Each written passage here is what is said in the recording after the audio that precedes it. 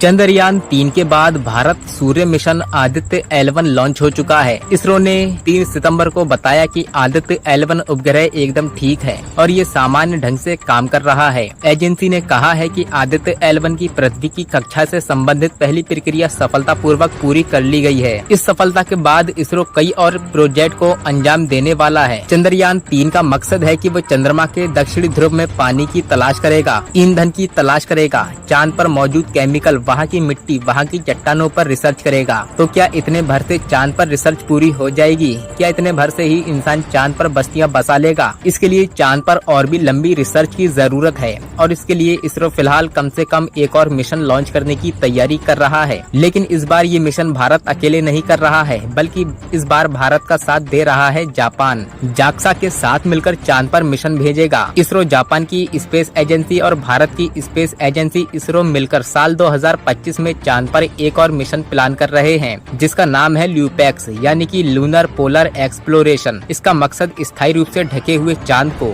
ध्रुव के बारे में जानकारी हासिल करना है। ये मिशन चंद्रयान 2 और चंद्रयान 3 की तुलना में और ज्यादा मुश्किल होने वाला है। चांद पर स्टेशन बनाना चाहता है इसरो। इसके अलावा इस मिशन की सबसे बड़ी चुनौती ये है कि इस मिशन के जरिए चांद पर एक ऐसी जगह की तलाश करनी है जहाँ पर एक स्टेशन बनाया जा सके। अभी फिलहाल अंतरिक्ष में सिर्फ एक ही स्टेशन है और वो है इंटरनेशनल स्पेस स्टेशन। चांद पर इसी तरह का एक स्टेशन भारत भी बनाना चाहता है ताकि वहाँ इंसानों के भी रुकने की सुविधा हो सके। ऐसे में इसके लिए सबसे जरूरी है कि चांद पर इस तरह जगह तलाशना और भारत का अगला मिशन यही होने वाला है, जिसमें जापान भी मदद कर रहा है। मिशन के लिए लॉन्च व्हीकल और रोवर जापान देगा तो इसका लैंडर भारत का इसरो बनाएगा। भारत जो भी सैटेलाइट लॉन्च करता है वो वापस नहीं आता है। सैटेलाइट जाते हैं, अपना काम करते हैं और फिर अंतरिक्ष में ही दफन हो जाते हैं। लेकिन अब भारत की कोशिश ये है कि वो जो भी सैटेलाइट लॉन्च करे वो वापस धरती पर लौट सके। चंद्रयान 1 के मिशन डायरेक्टर रहे एम अन्नादुरई का कहना था कि अगर चंद्रयान 2 की सॉफ्ट लैंडिंग हो गई होती तो फिर चंद्रयान 3 का मकसद रिटर्न मिशन ही होता। चंद्रयान 3 धरती पर नहीं लौटेगा, लैंडर रोवर सब चांद पर ही रह जाएंगे। लेकिन अगर चंद्रयान 2 ने ये काम कर दिया होता तो फिर भारत चंद्रयान 3 को चांद पर भेजता भी